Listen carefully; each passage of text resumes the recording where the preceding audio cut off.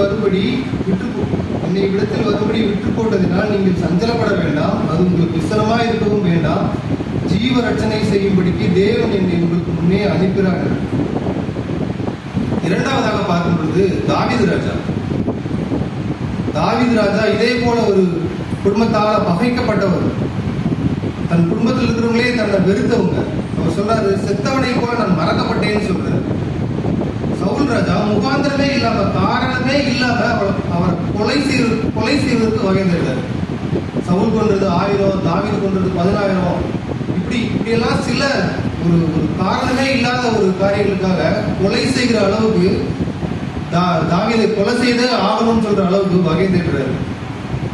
ஒரு சூழ்நிலையில சவுல் ராஜா தாவீதோட கையில ஒப்பு கொடுக்கப்படுற சூழ்நிலை வந்துச்சு. தாவீது நினைச்சா சவுலை கொன்றுக்கலாம். தாவீதோடு இருந்தவங்க எல்லாரும் சொல்றாங்க, சவுலை கொண்டு போட்டுருங்க, நம்ம கர்த்தர் நம்ம கையில ஒப்பு கொடுத்தாருன்னு சொல்றாங்க. ஆனா தாவீது ராஜா சொல்றாரு, 1 சாமுவேல் 24:5 தாவீது சவுலின் சால்வை தொங்கலை அறுத்து கொண்டது நிமித்தம் அவன் மனது அடித்து கொண்டிருந்தது. இது எப்படிப்பட்ட சுபாவம்? இதுதான் கிறிஸ்துவின் சுபாவம். ஆமென். இதுதான் கிறிஸ்துவின் அன்பு. இது சாதாரணமா வராது.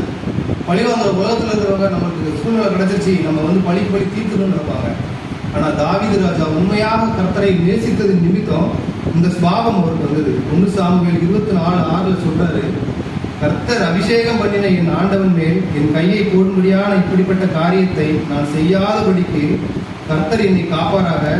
அவர் கர்த்தரால் அபிஷேகம் பண்ணப்பட்டவர் என்று தாவீது சொல்றார். கர்த்தரால் அபிஷேகம் பண்ணப்பட்டவர் என்ற ஒரே காரணத்தினால தாவீது ராஜா சவுலை கொல்ல சம்மதிக்கிறார். அது மட்டும் இல்ல, இதே மாதிரி தாவீதை கொல்றதுக்கு தான் பெற்ற பிள்ளையே கொல்றதுக்கு அவரை தாவீதை கொல்றதுக்கு எத்தனை பண்றாரு.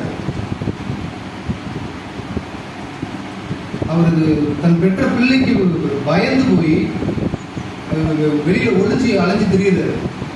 ஆனா அப்சலோம் கொல்லப்பட்டார்னு தெரிஞ்ச உடனே தாவீது ராஜா மன கசந்து அழுகிறார். இதுதான் கிறிஸ்துவின் சுபாவம். அல்லேலூயா, ஆமென். இதுதான் கிறிஸ்துவின் அன்பு, மன்னிக்கிற சுபாவம். ஒருவேளை அவருக்குள்ள அப்படிப்பட்ட சுபாவங்கள் இருந்ததுனாலதான் தன்னை கொல்ல வந்த தான் அவன் பிள்ளை தகப்பனை கொல்ற அளவுக்கு மனசு இருக்கு. ஆனா அந்த தகப்பனுக்கு தன் பிள்ளை செத்துட்டான்னு கேட்கும் போது மன கசந்து அழுகிறார் தாவீது ராஜா.